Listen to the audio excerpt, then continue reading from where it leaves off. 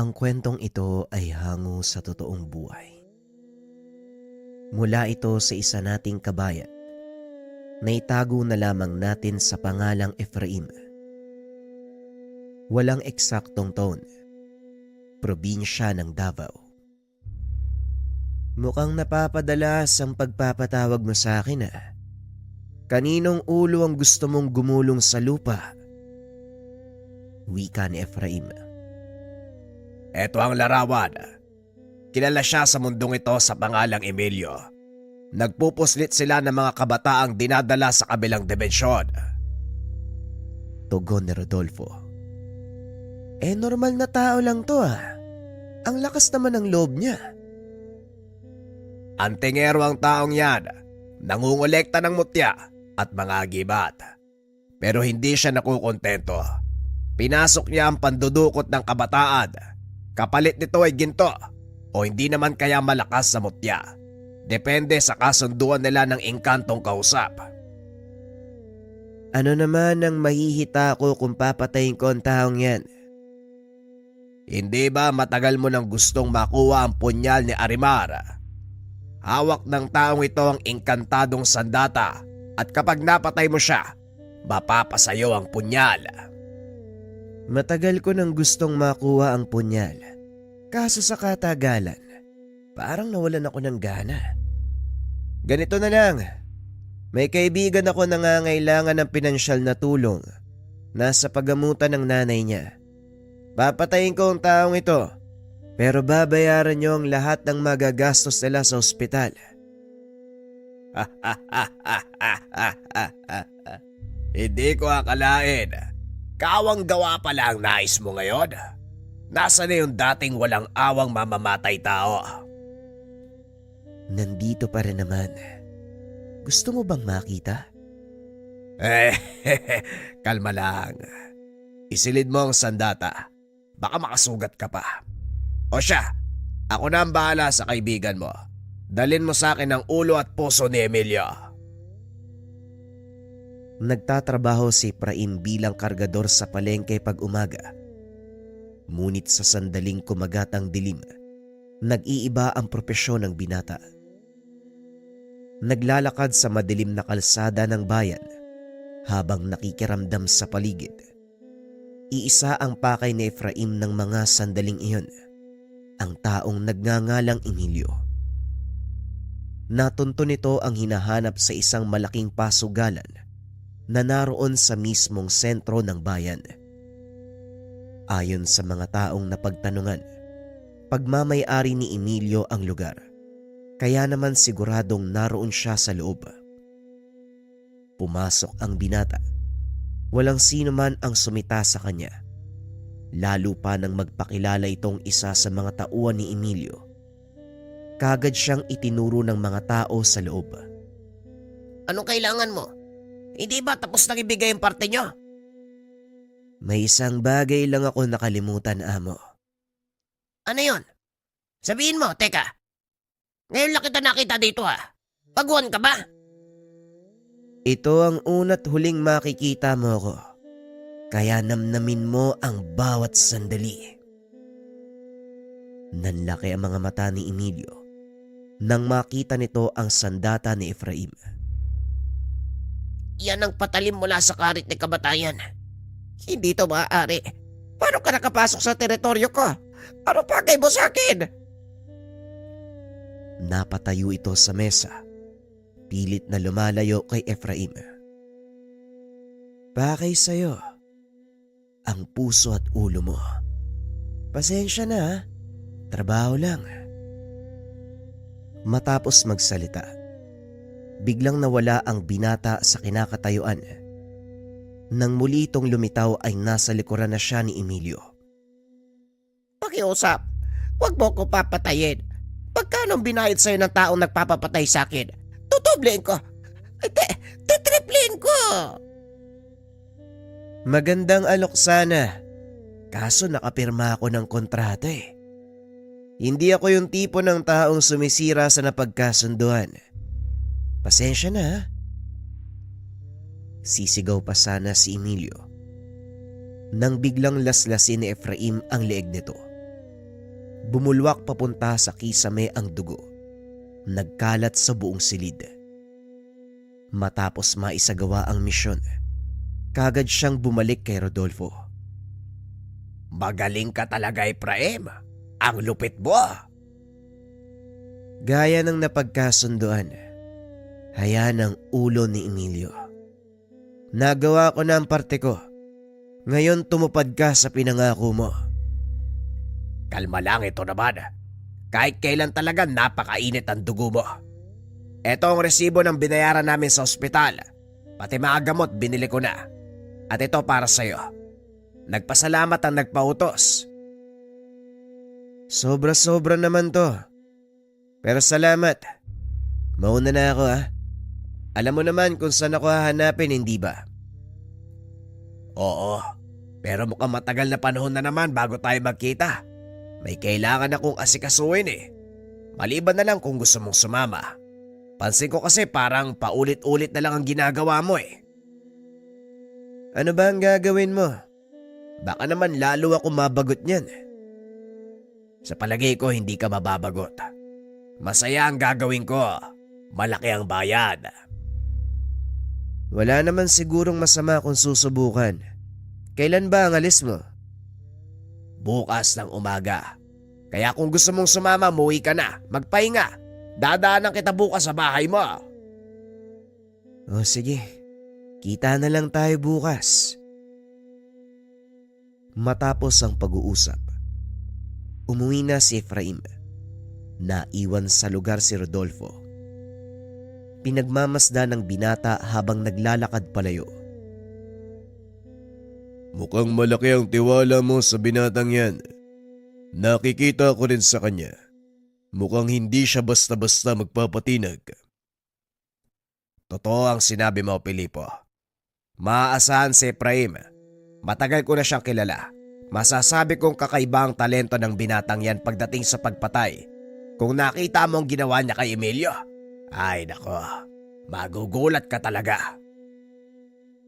Nasaksihan ko kung paano niyang gamitin ang punyal na kamatayan. Mabilis ding kumilos ang bata mo. Pero ang tanong, ubra ba siya sa mga antingerong tinutugis natin? Ikaw na din mismo makakasagot sa katanungan na yan. Kung napanood mo ang pagpatay niya kay Emilio, hindi mo na dapat ako tinatanong ng ganyan. Magkaiba ang sitwasyon, Rodolfo. Si Emilio wala nang nagawa dahil nasukol siya ng alaga mo. Pero ang mga antingerong kakarapin niyo, may pagkakataong lumaban at maaaring mas makapangyarihan kung ikukumpara sa inyo. Sa sandaling malagay kayo sa alanganin, may nakahanda ka bang plano? Parang hindi mo ako kilala, Filipo. Sa tingin mo, tatagal ba ako sa ganitong trabaho kung makitid ang utak ko? Ako na ang bahala. Malinis ako magtrabaho. Sisiguraduhin kong walang maiiwang ebidensya. Aasahan kong sinabi mo, hindi ako magsasayang ng ginto para sa walang kwentang gawain. Pag-uusap ng dalawa. Kinabukasan maagang nagising si Efraim. Nakaupo ito sa kanilang bakuran habang nagkakape at inaantay si Rodolfo. Mukhang maagang lakad mo, iho. Saan ka ba pupunta? Napalingon si Efraim nang marinig ang boses ni Mang Narlo. Magandang umaga, Lo. May pupuntahan lang akong trabaho. Mawawala po siguro ako ng ilang araw. Malayo ang pupuntahan. Ganun ba? Wala namang kaso. Nandito naman ang kapatid mo. At isa pa, wala namang masyadong gawain sa bukid kaya ayos lang. Mag-iingat ka. Salamat po, Lolo. Nag-iwan din ho ako ng kaunting pera pang gastos nyo ni Jemar. Ay nako, hindi mo na kailangan mag-abala. Wala namang kaming bibilhin dito. Kung sakali lang po, Lo, mabuti nang may hawak kayo. Habang nag-uusap, dumating si Rodolfo. Kasama nito ang isa pang binata. Mukhang may bisita ka, iho. Papasok na muna ako sa bahay ha. nang makakain ng agahan? Mga kasama ko po sila sa trabaho, Lolo. Sige po, magpakabusog po kayo. Pumasok ang matanda sa loob ng tahanan. Nang masigurong walang nakikinig, ipinakilala ni Rodolfo ang kasama. Nga pala Efraim, eto si Moises, isa sa mga kasama natin. Moises, Efraim, siya yung sinasabi ko sa'yo. Ikinagagala kitang makilala ng personal. Palagi kang sinasabi sa akin ni Ka Rodolfo.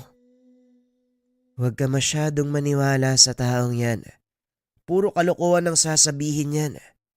Ako din, kaibigan. Ikinagagala kitang makilala. Alam mo ba, matagal ko nang gustong makita ka na makipaglaban. Ang sabi nila magaling ka eh. Marami ka nang napatay. Hindi naman sa ganon. Katamtaman lang. Ano, Rodolfo? Hindi pa ba tayo aalis? Nainsulto si Moises sa sagot ni Efraim. Kaya naman bago kunin ang gamit, biglang hinawakan ni Moises ang braso ni Efraim. Totoo din ang sinabi nila, bastos kang kausap. Alisin mo ang kamay mo sa braso ko kung ayaw mong mahiwalayan sa katawan mo. Kumalma ka, nakikipagkaibigan lang ako. Huwag masyadong mainit dahil baka unang sabak mo palang sumuko ka na. Sisiguraduhin ko sa'yo na hindi mangyayari ang bagay na yon. Huwag ka lang haharang sa daraanan ko. Hindi kita sasantuin.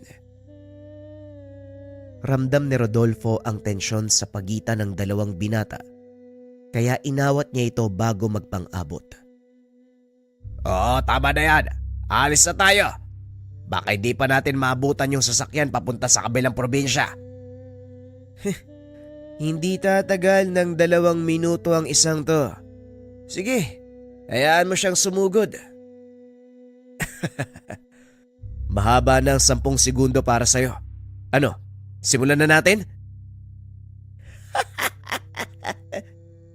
Hindi ka pa rin talaga nagbabago, Moises.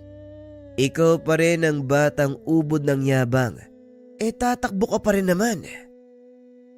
Ikaw din, Manong Efraim. Tignan mo, lumaki ang katawan mo. Pero ang hilig mo pa rin pumatol sa mga pangaasar ko. Nagulat si Rodolfo dahil magkakilala ang dalawa. Walang yang buhay to, oo. Nagsayang pa ako ng laway sa pagpapakilala sa inyo magkakilala pala kayong dalawa. Halos magkasabayan kami ni Moises sa pagsasanay noon. Pero hindi ko alam kung saan nagpunta yung mokong na yan eh. Buti nga buhay pa rin siya. Ang mabuti pa, sa daan na lang natin ituloy yung pag-uusap. Abutin tayo ng tanghali eh.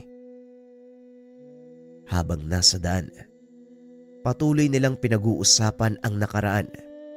Lalo na kung paanong nagsama si Moises at Efraim. Kasalukuyan silang nakasakay sa barko. Sinasariwa ng 2 binata ang mga alaala. 3 taon ang tanda ko kay Moises. 15 siya nang dinala ni Mang Kito. Natatandaan ko matatakotin yan eh. Iyakin talaga si Moises. Pero kalaunan lumaki siyang matapang at natutunang makipaglaban. Hanggang sa hindi ko namamalayan, nakikipagsabayan na sa akin. Hindi po totoo yan, Manang Rodolfo. Siya nga po nagturo ng lahat ng nalalaman ko eh. Nagpatuloy ang pag-uusap ng 3 hanggang sa makatulog na si Rodolfo. Ilang oras pa bago tayo dumaong. Ang mabuti pa, bumawi muna tayo ng tulog. Kayo na lang po matulog, Manong. Unang beses ko sa biyahe. Hindi ako dinadalaw ng antok. O sige, ikaw ang bahala. Nakaidlip si Efraim ng ilang oras. Nagising nang marinig ang malakas sa salbato ng barko. Nandito na tayo, Manong. Gumising na kayo. Dali-daling tumayo si Rodolfo at dumungaw sa bintana. Nandito na nga tayo. Makinig kang mabuti, Efraim. Ang lugar na pupuntahan natin ay pugad ng mga batikang antingero. Marami ang hahamon sa atin, kaya hanggat maaari umiwas ka. Sino ba ang pakay natin dito? Hindi ba sinabi sa'yo ni Manong Rodolfo? Ang mga antingero na nakatira sa lugar na ito ang pakay natin. Alam mo kung sino... Hindi na ituloy ni Moises ang sasabihin. Tinakpan ni Rodolfo ang bunganga nito. Kahit kailan talaga hindi mo mapigilan yung bunganga mo, Moises eh. Maaaring may makarinig sa atin. At sa oras na mabalahura ang misyon natin dito, pare-pareho tayong uuwi ng bangkay. Kaya mag-iingat ka. Mamaya ko sasabihin sa inyo ang detalye. Kaya habang naglalakbay tayo papunta sa lugar ng kasama natin, manahimik muna kayo. Walang magsasalita. Lalo na kung pag-uusapan nyo ay tungkol sa misyon. Si Manong naman, nakagat ko pa yung dila ko. Pasensya na ho, nadala lang ng sitwasyon. Bagay lang sa'yo yan. Ang daldal mo.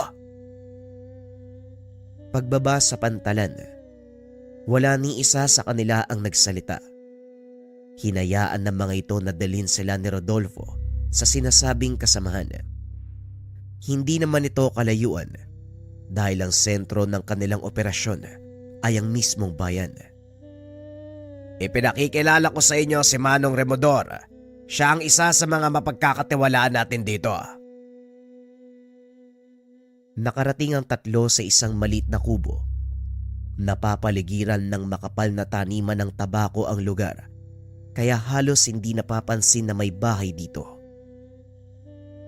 Maligayang pagdating sa bayan ng San Remigio. Siguro naman, alam nyo na ang mga patakaran. Yun nga ang hindi ko natalakay sa kanila, Manong. Biglaan din kasi ang lakad ko. Ganun ba? Pues ako na magpapaliwanag sa inyo. Ang pangunahing misyon nyo sa lugar na ito, hanapin at patayin ang mga sumusunod na tao. Habang nagsasalita ang matanda, isa-isang naglitawan ang mga nilalang na may dalang papel. Napatayo si Efraim. Naglabas ng sandata, dahilan para magtakbuhan ang mga elemento. Huwag kang mag-alala, mga alaga ko sila. Isilid mo ang iyong sandata, natatakot sila sa iyo eh. Wala naman silang gagawing masama. Huminahon si Efraim. Isinilid ang punyal. Matapos ay muli itong naupo.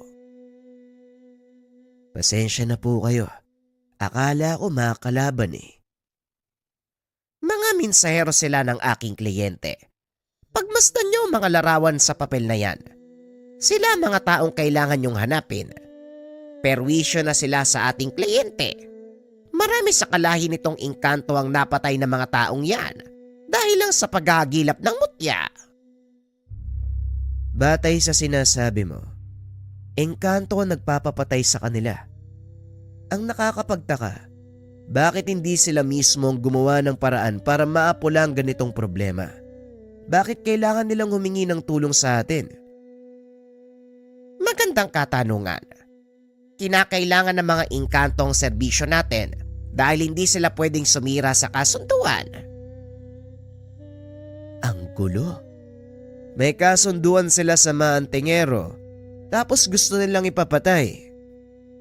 Oo, Efraim. Dahil ang mga taong yan mismo ang lumabag sa pinagkasunduan. Pinapatay nila ang mga engkantong nagkakalob ng mutya sa kanila sa takot na bawian sila ng mga ito at muling kunin ang mga mutya. Dahil sa gawaing iyon, unti-unting nauubos sa mga kalahi ng ating kliyente. Matagal na panahon na nila na iniinda ang ganitong problema. Sa madaling sabi, ang mga engkanto mismo ang naglagay ng sariling paa nila sa hukay. Pambihira. Akala ko tao lang ang gumagawa ng ganon. Tama ka, Efraim. Maging ang mga engkanto ay nakakagawa din ng maling desisyon. Pero huwag ka mag-alala dahil bayad ka sa gagawin mo. Kaya magpahinga muna kayo at mamayang gabi, ikutan natin ang pantalad. Doon maglalagay ang karamihan sa mga taong nakalista dito. Pag-uusap ng tatlo. Bago pa man tumuloy sa misyon si Rodolfo, pinag-aralan niya ang galaw ng mga taong nasa listahan. Isa-isa niya itong hinanap. Kinilala ang pag-uugali. Ipinaliwanag din ito sa mga kasama ang posibing lakas ng taglay ng mga antingero nang sa ganon alam nila ang gagawin kung sakaling magkaroon ng hindi inaasahang sagupaan. Habang nagpapahinga, inihanda ni Efraim ang mga sandata. Napansin naman ito ni Moises at hindi maiwasan ng binata ang magtanong. Ang ganda ng punyal mo, Manong Efraim. Saan mo nakuha yan? Nanlaki ang mga mata ni Moises habang nakatitig sa talim ng sandata. Mabilis namang tinakpan ni Efraim ang mga ito dahil nakikita niya na tila nilalamon ng punyal ang kamalayan ni Moises. Pasensya ka na, pero hindi mo ito pwedeng titigan ng matagal. Maaaring kainin ng sandata ang kaluluwa mo. Nakuha ko ito sa isang inkantong nakalaban ko. Oo nga, Manong. Parang hinihigop papasok sa punyal ng kaluluwa ko eh. Pero bakit ganun? Paano nangyari yun? Ang sandatang ito ay nagmula sa tinipak na talim ng karit ni kamatayan. Taglay pa din ito ang kakayahang kumuha ng mga kaluluwa. Kaya hindi ko basta-bastang inilalabas ang mga ito. Alam ko ang kwento ng karit ni kamatayan. Pero hindi ko akalain na makukuha mo yan. Isa yan sa pinakamalakas sa sandata, di ba? Tama ka. 7 ang sandatang ginawa para pangalagaan ang balanse ng mundo. At isa doon ang karit ni kamatayan. Ikaw, hindi ko pa nakikitang binunot mo ang sandata mo. Kagaya sa'yo, Manong, hindi ko pwedeng ipakita sa'yo ng basta-basta eh. Pero sige, dahil nakita ko na ang sandata mo, tignan mo ang dala kong sandata. Binunot ni Moises ang mahabang itak na nakasuksok sa tagiliran. Nagulat si Efraim dahil yon ay isa sa 7 sandata ng mga bathala, ang kris ni Apo Adlaw. Ako naman ang magtatanong sa'yo, paano mong nakuha ang ganyang uri ng sandata? Mahabang pagpapaliwanag, Manong, pero kung hindi ka pa inaantok, papaliwanag ko sa'yo. Ay nako, hindi na. Parang pipikit na yung mata ko eh. Bukas na lang siguro. Napangiti na lang si Moises dahil alam nito sa mga ganong sitwasyon. Wala nang gana sa pakikinig si Efraim. Kinabukasan, madaling araw pa lang, lumakad na papunta sa pantalan ng 3. Pasensya na kayo kung masyadong maaga ang gising natin ha. Ganitong oras nagpapakita ang mga hinahanap nating tao. Karamihan sa kanila nagtatrabaho bilang kargador at ito rin ang gagamitin natin bilang balat kayo. Para saan pa? Hindi ba natukoy mo na sila? Bakit pa tayo magbabalat kayo? Oo, natukoy natin sila pero syempre, hindi ako kikilos ng walang sapat na pruweba. Maaaring natukoy lang sila batay sa mga salita pero walang aktwal na pangyayari ang makakapagpatunay ng ginawa nilang krimen. At ito ang kailangan nating alamin. Ay nako, malaking trabaho pala to. Bakit hindi na lang natin patayin? Tutal yan naman ang pakay natin dito, di ba? Ano pa ang pakialam natin kung totoo o hindi ang paratang sa kanila? Minarka na sila ng mga engkanto. Para sa akin, sapat ng dahilan yun. Alalahanin mo, Efraim, tao pa din sila. Kahit ano pa man ang nagawang kasalanan, kailangan pa rin natin timbangin ang mga bagay-bagay bago tayo gumawa ng hakbang laban sa kanila. Maaaring magresulta na mas malaking gulo kung sakaling magkamali tayo. Ay, kayo ang bahala, basta ako. Mag-aantay lang ako kung anong iutos nyo. Total, kayo naman yung mas nakakaalam.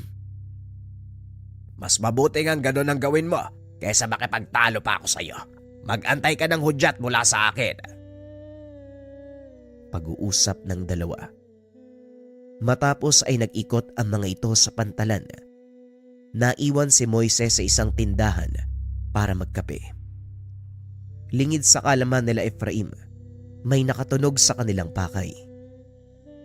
Tahimik na humihigop ng kape si Moises nang bigla siyang lapitan ng isang matipunong lalaki, tinatayang nasa 30 taong gulang. Bago ka lang ba dito? Bungad lang lalaki. Inilapag ng binata ang tasa at tinitigan siya. Bago lang ako dito eh. Ang totoo, kahapon lang ako dumating. May problema ba? Napangiti ang lalaki. Hinawakan sa balikat si Moises. Akmang magsasalita pa sana ito nang biglang tumalsik ang kamay palabas ng bintana.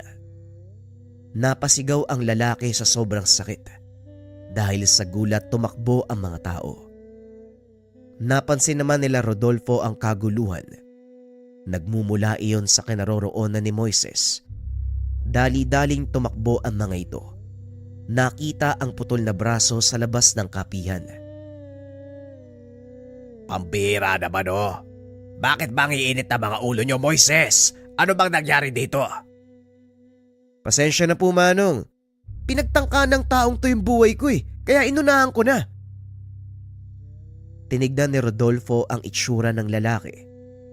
Nakita nitong isa sa mga hinahanap nila ang nakabangga ng binata.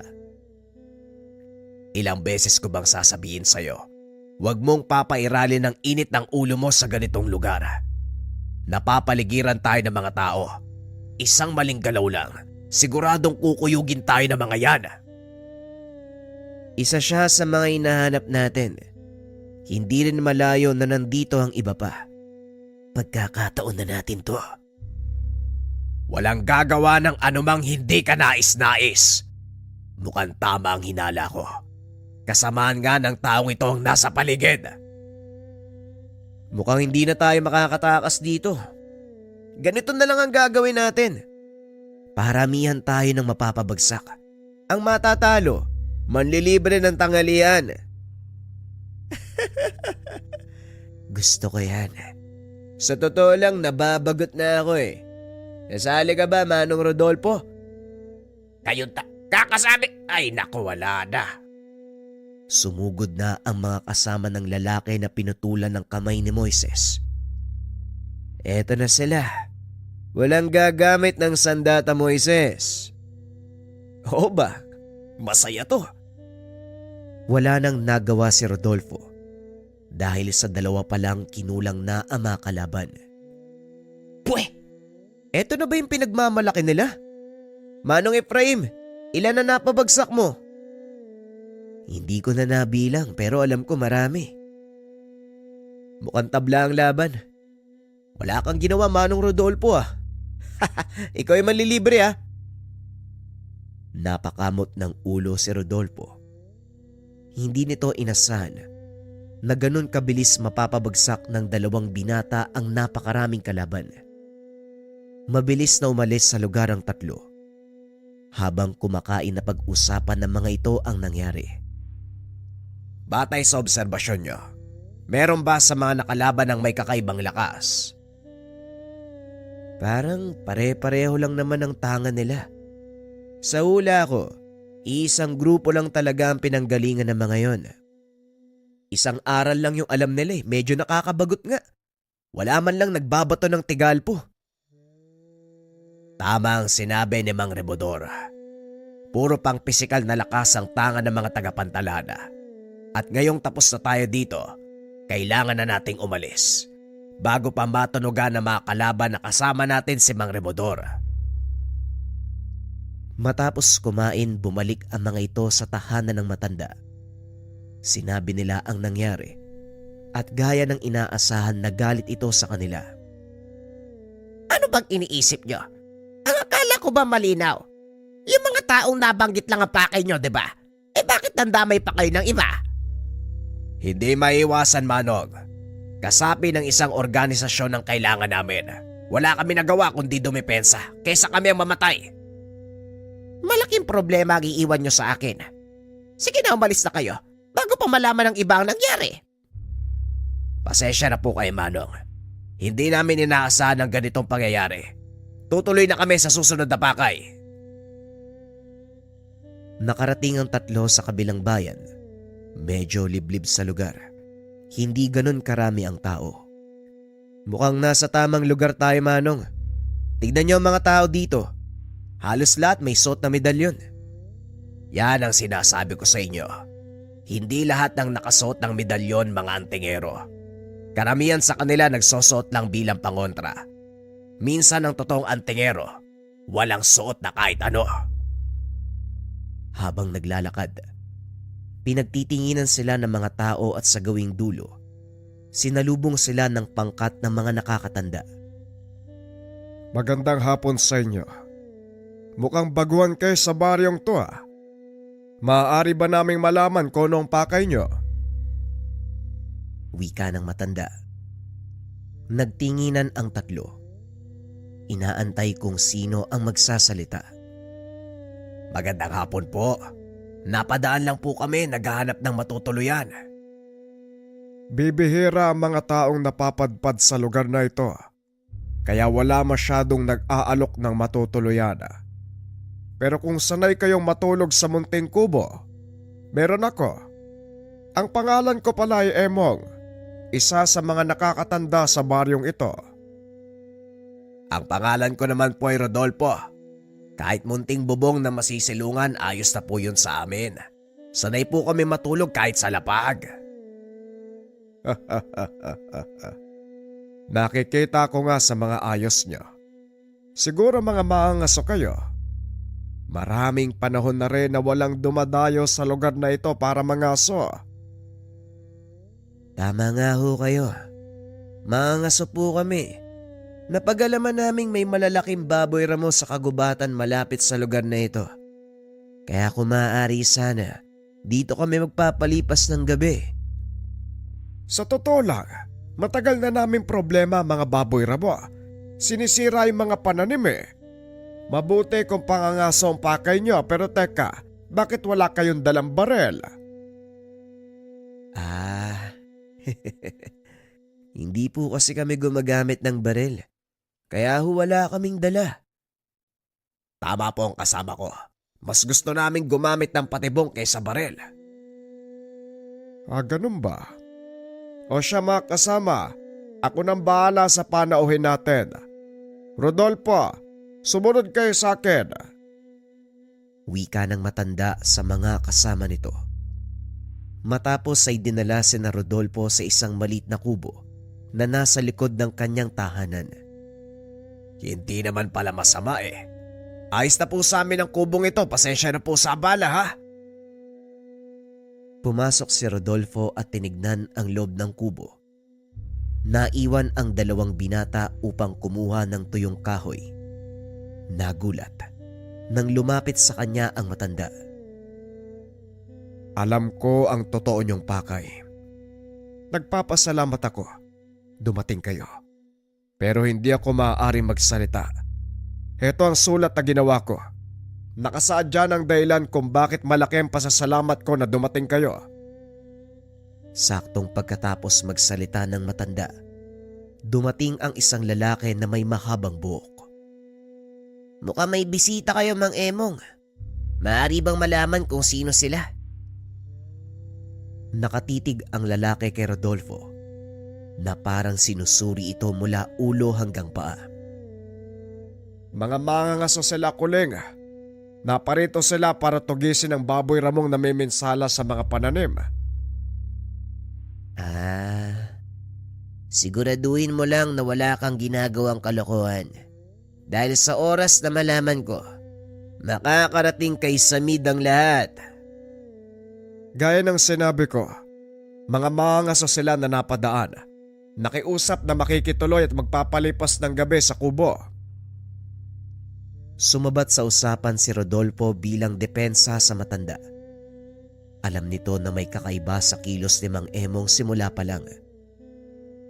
Tama ho si Tatang Emong, kaibigan. Wala kaming masamang pakay, napadaan lang kami. Nakiusap na magpalipas ng gabi. Laking gulat ni Rodolfo nang bigla siyang kwelyohan ng lalaki.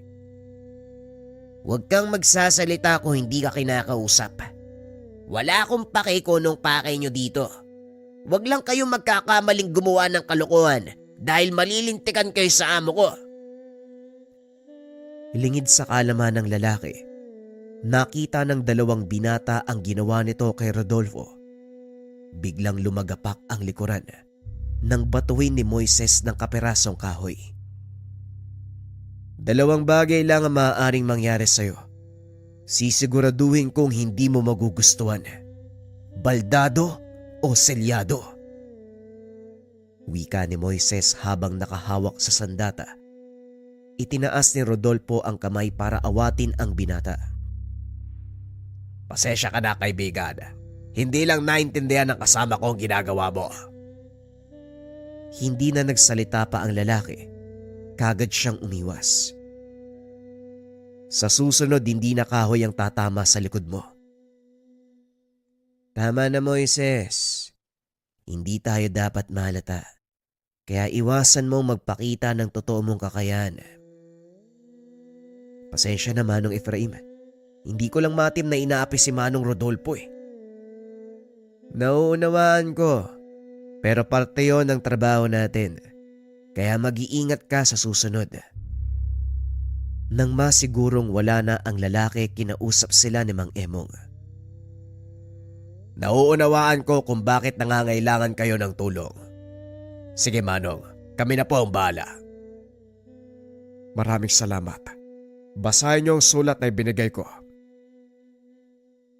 Pagkalis ng matanda, inutusan ni Rodolfo ang dalawa na magmatsyag sa labas. Binasa ang sulat na inabot ni Mang Emong. Nagulat ang Ginoo nang malaman na nasa ilalim na nagngangalang Samid ang lugar. Isang malakas na antengerong bandido. Ang gawain ay manakop ng ibang baryo at manatili sa lugar upang maningil ng proteksyon. Ang sino mang hindi sumunod sa kanyang gusto ay pinapatay. Si Raulo pala yung Samid na yan eh. Dapat hinayaan ko na lang si Moises na tapusin yung lalaking pumunta dito. Ang Samid na ito ay isa sa mga hinahanap nating tao. Mukhang hindi magtatagal makakarap na natin siya. Pwede bang ibalato mo na sa akin yung Samid na yan? Hindi mo na kailangan magsalita. Ikaw na ang bahala sa kanya. Pag-uusap ng tatlo. Alam nila na hindi basta-basta ang makakalaban dahil ayon sa sulat ni Mang Emong, maging ang mga may kaalaman sa baryong iyon natatakot na harapin ang grupo. Kinabukasan pumasok sina Rodolfo at Moises sa gubat upang maglagay ng mga patibong. Naiwan sa kubo si Efraim. Bahagi ito ng kanilang plano. Alam ng tatlo na babalikan sila ng pangkat dahil sa nangyari kagabi. Nakaiga si Efraim sa mga dayami habang inaantay ang pagdating ng mga kalaban. Hindi nga ito nagkamali dahil ilang minuto lang matapos umalis nila Rodolfo, nagdatingan na ang mga ito. Mukhang ikaw ang minalas na maiwan ah. Nasaan na mga kasama mo? Wika ni Kuling. Pinaikutan ng mga ito si Efraim habang nakaiga. Pasensya na, wala sila dito. Nagpunta sa gubat eh, para maglagak ng patibong. Kaso lang nandito pala yung huhulihin namin. Anong sinabi mo? Mukha ba kaming mabangis na hayop? Bakit? Hindi ba? Pangaasar ni Efraim. Bumunot ng itak si Kuling at tinutukan siya sa leeg. Sigurado ka ba sa gusto mong gawin? Baka pagsisiyan mo yan. Wala ka sa lugar para magyabang. Tumingin ka sa paligid. Hindi mo ba nakikita? Napapaligiran ka namin. 1 laban sa 10. 10. Nagpapatawa ka ba? Sa tingin nyo may magagawa ang dami nyo? Sa sobrang inis, itinaas ni Kuling ang kanyang itak. Inambahan ng taga si Efraim. Ngunit nang titigan ito ng binata, bigla siyang napatras na tila may kung anong nakita mula sa mata ni Efraim. Demonyo ka. Anong ginagawa mo dito? Magsabi kayo. Anong pakay nyo? Kayo, anong pakay nyo sa mga taga-baryo? Wala kang pake kung ano man ang pakay namin sa mga taga dito. Umalis na kayo dahil kung hindi, may mangyayaring masama sa mga kasama mo. May mangyayaring masama sa mga kasama ko. Sigurado ka? Lalong naasar si Kuling sa sinabi ng binata. Itinuloy ang pagtaga. Ngunit laking pagtataka ni Kuling dahil hindi niya magawang ilapat ang talim ng itak sa leeg ni Efraim. Tumayo ng dahan-dahan ang binata. Nag-atrasa naman ang mga kasama ni Kuling, lalo na nang bunutin nito ang kanyang sandata. Malaking pagkakamali ang ginawa mo, kaibigan. Wika ni Efraim sabay wasiwas ng sandata. Hindi na nagawang kumilos ni Kuling. Binatawan na lang nito ang kanyang sandata. Tuluyang bumagsak sa lupa ng walang malay. Nakita na makasama nito ang paglabas ng itim na liwanag sa sandata ni Efraim. Nang makitang hindi na gumagalaw si Kuling, nagsipagsugod ang mga ito. Ay nako, imbis na tumakbo, eto kayo. Sinasayang ang buhay na parang baliwala lang. Muling winasiwas ni Efraim ang sandata. Isa-isang nagtumbahan ang mga kasamahan ni Kuling. Hindi niya pinatay ang mga ito. Maging si Kuling ay nawalan lang din ng malay. Hinila ni Efraim sa kwelyo ng damit si Kuling. Ilang ulit na sinampal upang magising. Sabihin mo sa amo mo, aantayin ko siya sa gitna ng baryo. Kapag hindi siya dumating, isa lang ang ibig sabihin. Isang malaking duwag ang tinatawag yung pinuno. Pagbabayaran mo ang pang-iinsulto sa pinuno namin. Iparating mo sa kanya ang sinabi ko. Matapos itong sabihin, muling nahiga si Efraim sa dayami. Dali-daling nagpulasan sina Kuling at mga kasama. Samantalang sa kagubatan, nakaharap nila Rodolfo ang isa sa mga tauhan ni Samid. Napakaraming lamok dito. Ano ba kasing ginagawa natin dito, Manong? May inaantay lang kaya kumalma ka. Alam ko nababagot ka na. Kanina pa, Manong. Ang init dito sa loob ng gubat, malamok pa. Swerte ni Manong Efraim, nandun lang siya sa kubo tapo. Nakita niya na naglalakad papunta sa kanilang direksyon ang isang matipunong lalaki. Huminto ito sa paglalakad. Dumampot ng kapirasong patpat, sabay hagis sa ginawang patibong nila Rodolfo. Alam kong nandyan kayo sa paligid. Bakit hindi kayo magpakita nang masimulan natin ang laro? Tumayo si na Rodolfo at lumabas sa pinagtataguan. Nagkakamot ng ulo si Moises. Hindi nito inasahan na napakatalas ng pandama ng taong iyon. Matalas ang pang-amoy mo Sa palagay ko maangaso ka. Tama ka.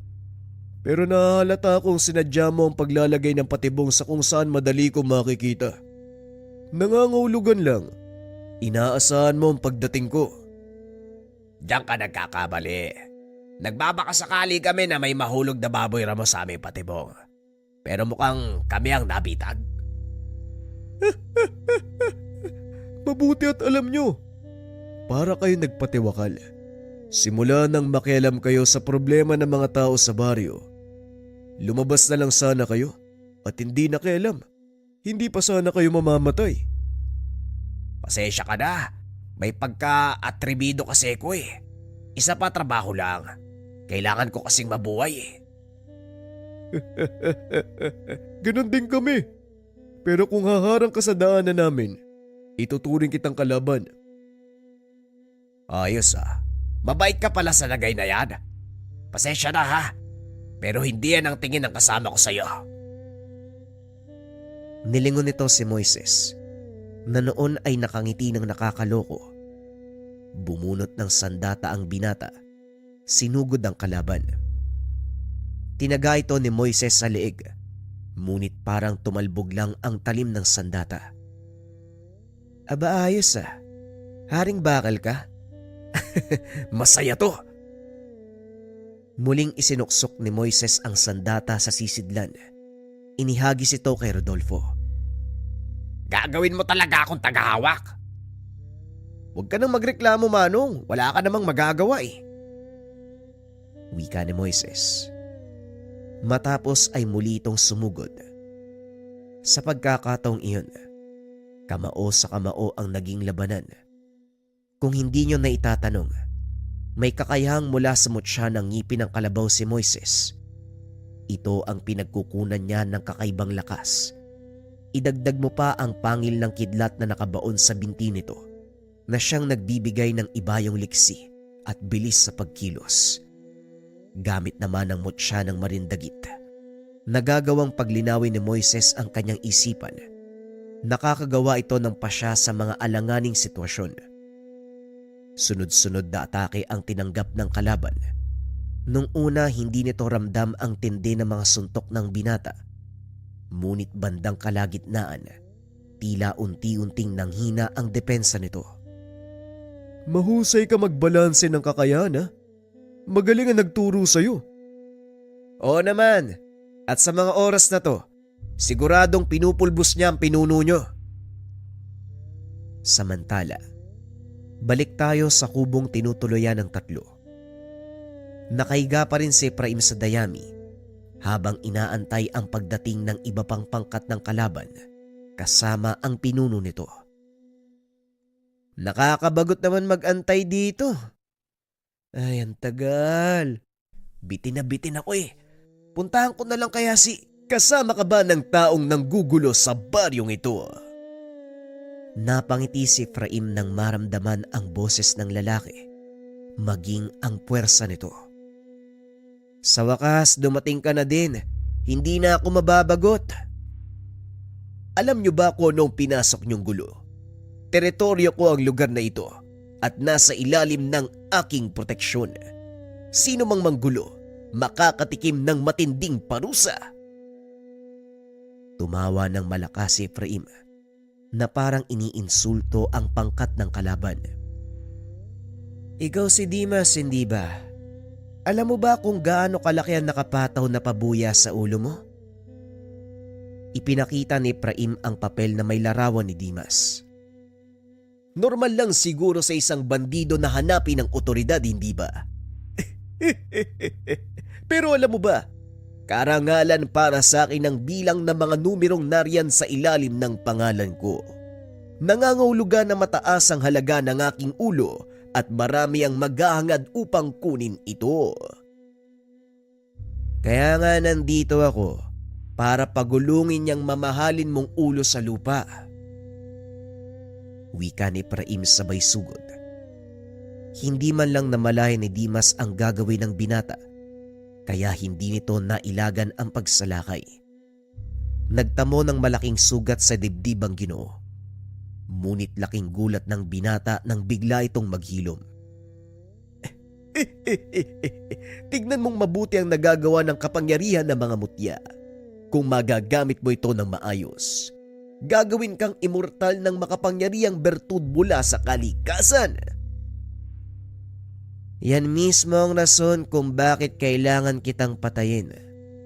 Nangungunsumi sa iyong isang angka ng engkanto. Nakiusap na patayin ka. Sa palagay mo may magagawa ka ba? Tignan mo ang nangyari sa sugat na ibinigay mo sa akin.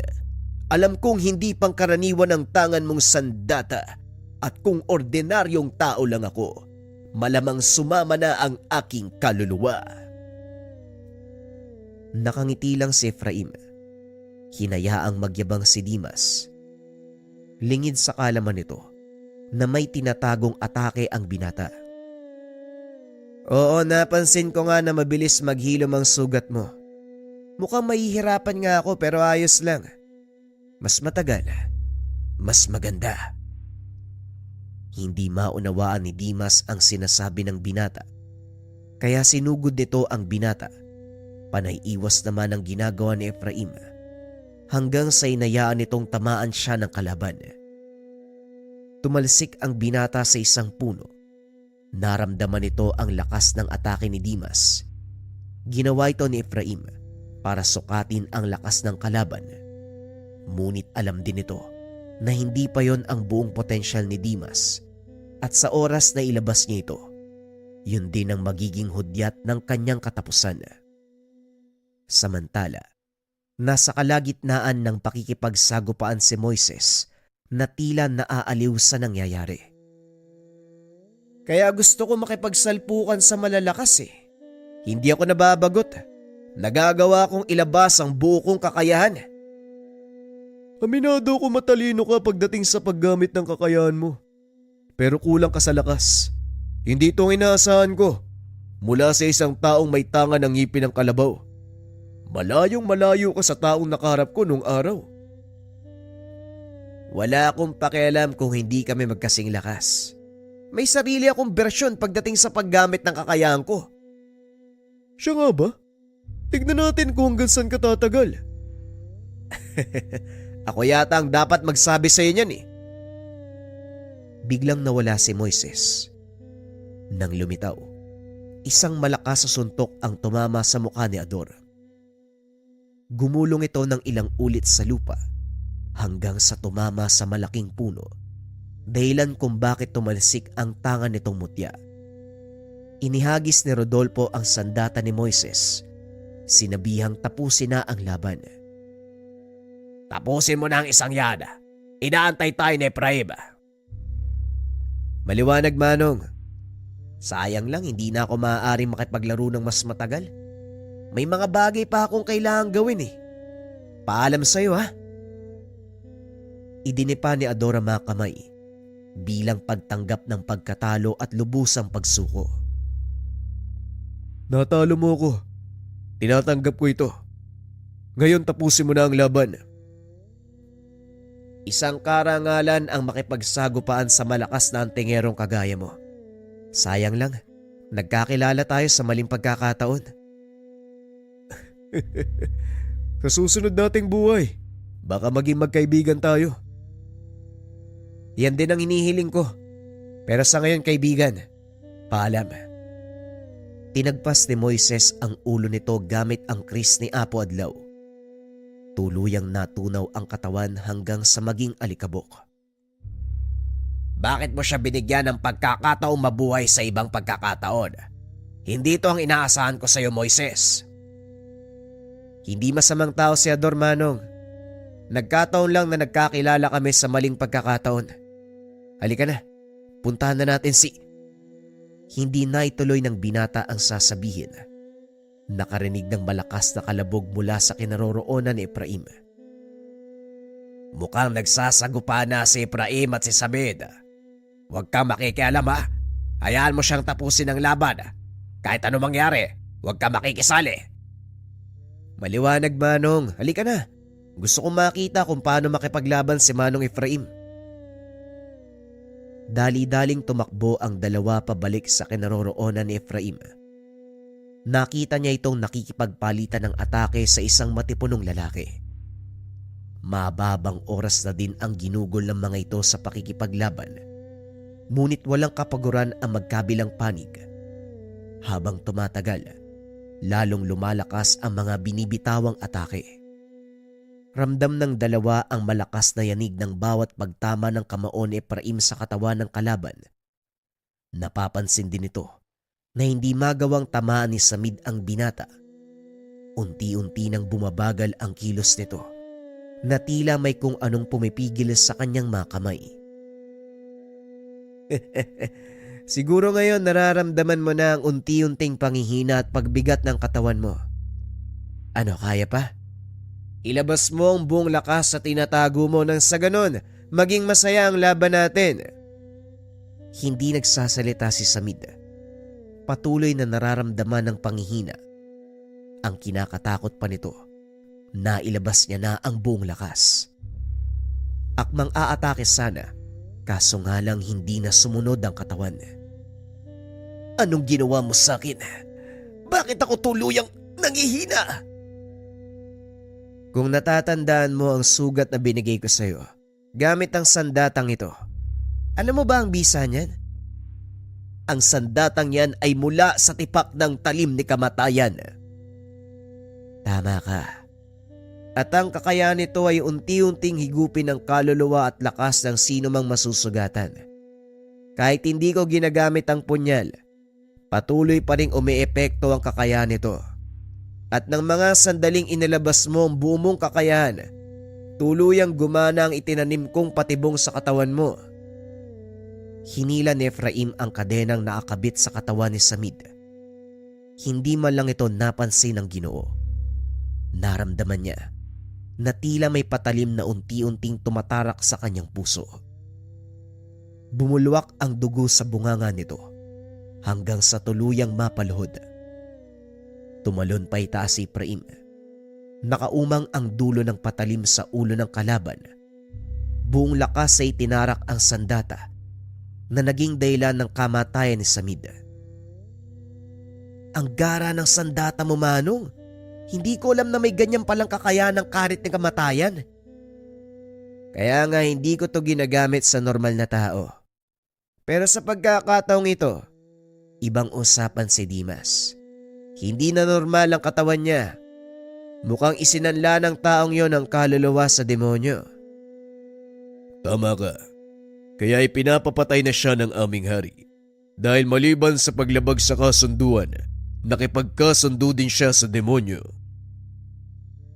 Nagulat si Efraim nang marinig ang boses ni Pilipo. Itinutok nito ang sandata sa engkanto, dahilan para mapatras. At ikaw, sino ka? Kumalma ka, Efraim. Siya ang kliyente natin, si Pilipo. Ibinaba ni Efraim ang sandata. Unti-unting huminahon. Gaya ng napagkasunduan, narito ang kabayaran sa inyong trabaho. Mahusay, Rodolfo. Magpapaalam na ako. Hanggang sa susunod na pagkikita. Duda ako na magkikita pa tayo sa susunod. Pagkatapos ito, magre-retiro na ako eh. Gusto ko na ng tahimik na buhay. Huling trabaho ko na to. Lumalaki na ang anak ko. Kakailanganin niya ng isang amang gagabay sa kanya. Siguro ganun din ang gagawin ko. Pero depende sa mga susunod na kaganapan. Ikaw ba, Moises? Ako? Itutuloy ko ang pagiging manunugis. Wala naman ako maisip na gagawin eh. Ito na ang nakagisnan kong buhay at hindi na yan mawawala sa dugo ko. Pag-uusap ng tatlo. Gaya ng sinabi ni Rodolfo, nang makauwi sa kanilang bayan ay nagretiro ang Ginoo. Lumayo na kasama ang mag-ina. Samantalang si Efraim ay nanatili sa baryo, nagpundar ng sariling lupang sakahan ng binata, piniling mamuhay ng simple. Si Moises naman, ipinagpatuloy ang pagiging manunugis. Paminsan-minsan dumadalaw ito kay Efraim upang makipag-inuman, nananatili ng ilang araw at muling aalis. Sa kabila ng pagiging simpleng mamamayan, hindi pa rin naalis kay Efraim ang kanyang kakayahan. Sa tuwing may nakikita itong mali, lalo na sa mga taong may kaalaman sa lihim na karunungan, na ginagamit ang kaalaman upang manglamang ng kapwa, pinapatawan niya ito ng parusa. Kalaunan, unti-unting naging matunog ang ginagawa ng binata, ngunit hindi ito nakilala dahil sa tuwing lalabas si Efraim, nakatakip ang mukha nito. Maging si Moises ay nagulat, lalo na nang makatanggap ng kontrata mula kay Pilipo at ang kanyang target, walang iba kung hindi si Efraim. Pasensya na, Pilipo, pero hindi ko maaaring tanggapin ang kontrata. Alam mong kaibigan kong gusto niyong ipapatay. Kung hindi mo tatanggapin ang trabaho, kukuha ako ng iba at ganon din ang mangyayari. Mamamatay si Efraim sa ayaw at sa gusto mo. Bahala ka kung anong gusto mong gawin, pero sasabihin ko sa'yo, hindi ako tutunganga at hahayaang patayin niyo ang kaibigan ko. Pagsisisiyan mo ang pagkalaban sa aming mga engkanto. Wala akong pakialam sa inyo. Hindi niyo kami alipin. At sa oras na may gawin kayong hindi namin magugustuhan, isang bagay lang ang sisiguraduhin ko. Uubusin ko ang lahi niyo. Pagbabanta ni Moises. Matapos ay umalis na si Pilipo. Dali-daling pinuntahan ng binata si Efraim. Halos gumuho ang mundo nang makitang nakasabit na ang bangkay ng kaibigan sa puno. Tadtad ng sugat ang katawan at wala ng buhay. Nakatayo sa paanan nito ang isang pamilyar na lalaki. Nakatitig kay Moises ng nakakaloko habang nakangiti. Hawak din ng lalaki ang sandata ni Efraim. Pasensya na, Moises. Trabaho lang. Hindi nakakilos si Moises sa kinakatayuan. Hindi to makapaniwala. Pinatay ng taong minsang pinagkatiwalaan ang kaisa-isa niyang kaibigan. Nakaupo lang ang binata habang pinagmamasdan ang nakasabit na katawan ni Efraim. Bakit ka nila tinraidor? Matapos ang lahat ng ginawa mo para sa kanila, ito pa ang ibabalik ng mga engkanto. Humanda sila. Hindi ako titigil hanggat hindi nauubos ang lahi nila. Tinugis ni Moises ang lahat ng mga antingero na may kaugnayan kay Pilipo. Pinagpapapatay hanggang sa matunton ang mismong pinagtataguan ng engkanto. Bilang paghihiganti, walang pagdadalawang isip na pinatay si Pilipo. Sinabit ang ulo sa puno. Samantalang si Rodolfo, kusang sumuko kay Moises. Hindi kinaya ng konsensya ang ginawang pagpatay kay Efraim. Patawarin mo ako, Moises. Kinailangan kong gawin ang bagay na yon dahil nanganib ang buhay ng anak ko. Kailangan ng pera para ipagamot. Kung nagsabi ka sa akin, hindi sana humantong sa ganito. Pero nauunawaan ko. Kung ako ang malalagay sa sitwasyon mo, yan din ang gagawin ko. Kailangan mong humingi ng tawad sa kaibigan ko. Dumalaw sa puntod ni Efraim si Rodolfo. Nag-alay ng bulaklak at humingi ng kapatawaran bilang pagtubos sa sariling kasalanan. Ipinagpatuloy nito ang adhikain ni Efraim at Moises. Nagpatuloy sa trabahong nakagisna ng dalawa. Sa paglipas ng panahon, nawala ang mga antingerong abusado sa kapangyarihan. Natakot ang mga ito sa parusang ibinibigay ni Moises at Rodolfo. Bagaman wala na si Efraim, nanatili pa rin ang kanyang alaala bilang isang tao na mamamatay antingero.